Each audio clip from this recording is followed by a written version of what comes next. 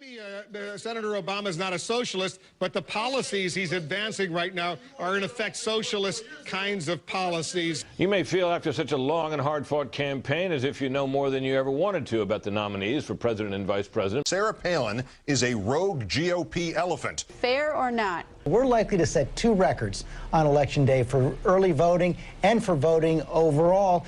A couple of times I have met with her, and I didn't know her real well, but I knew her reputation. I didn't know her well at all. Right. I didn't know her well at all. Here, whoa, nice and big.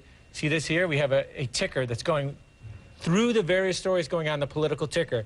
One thing I think we got to remember is it is television.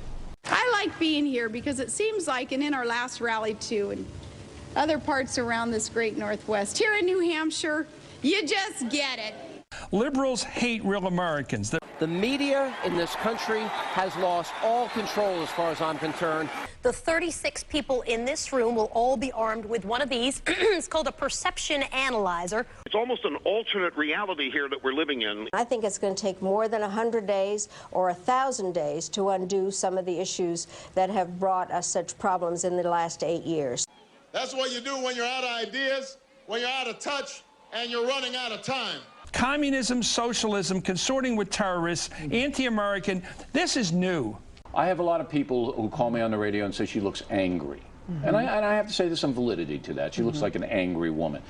And now we have this. I believe in America. We can have a 9/11 commission such as we had after 9/11, because this is a huge crisis. Now, here's the thing. This isn't 9/11. We know how we got into this mess. If that's the way it's come across, I apologize. No question there is a big sigh of relief inside the campaign. And that the proper object of justice and the rule of law in our country is not to aggregate power to the state, but to protect the liberty and property of its citizens. I'm not certain I buy that the vice president has much to do with the presidential ballot, except if you make a really bad choice. I suspect you're asking a question that you know the answer to. She is the princess of the American right. Senator Hillary Clinton, a YouTube sensation? Not quite, but a play on one of her ads sure is. And we're not exactly problem-free around here. Now, where do those dogs lie? On whose porch do they belong? Journalists say much of this is driven by the novelty factor. McCain many times rolled his eyes during this debate last night, which suggests either contempt or disgust. Where's Hubert Humphrey? Where are the old days?